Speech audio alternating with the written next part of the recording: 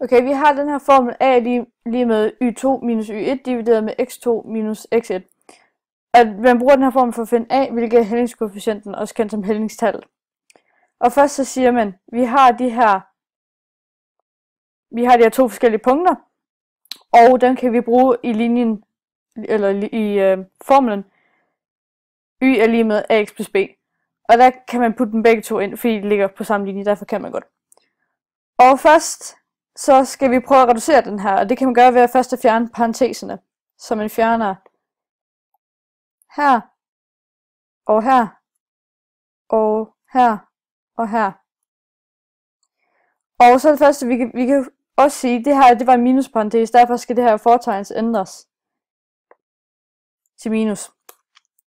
Og så har vi det her stående. Og så kan man videre hen fjerne b, fordi at b har samme værdi. Og at sige plus b og minus b, det er egentlig bare, det giver 0 i alt.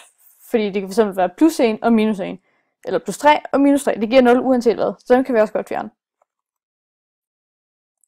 Så har vi det her stående tilbage. Og det vi kan gøre med det her, at vi kan prøve at isolere a yderligere ved at sætte det uden for parentes. Så vi prøver at sætte en parentes lige her.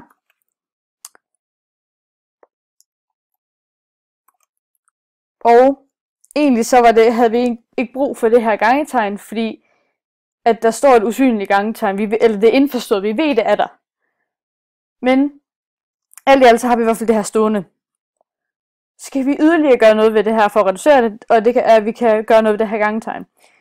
Vi kan simpelthen tage over på den anden side af lighedstegnet, og det kan vi, fordi at du må godt flytte de forskellige tegn, bare du husker at gøre det modsatte. Så i det her tilfælde, så er det multiplikation, og det skal laves om til division i stedet for. Så tager vi en divisionsstreg her og siger x2 minus x1. Så kan vi simpelthen fjerne det her. Og så har vi faktisk den her ovenstående ligning lige her.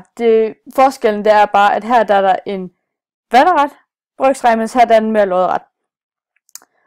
Og den her formel er rigtig god at kunne, og den er rigtig nem at huske, og det er en rigtig stor fordel. Man skal bare huske, at ens x-værdier skal helst have en forskellig værdi, eller i hvert fald ikke den samme, fordi at hvis den er for eksempel 16, både x2 og x1 er 16, så giver det 0. Og en ting, du ikke kan gøre overhovedet i matematikkens verden, det er simpelthen at dividere med 0. Det kan ikke lade sig gøre. Så det her, det var bare lige en kort forklaring på det.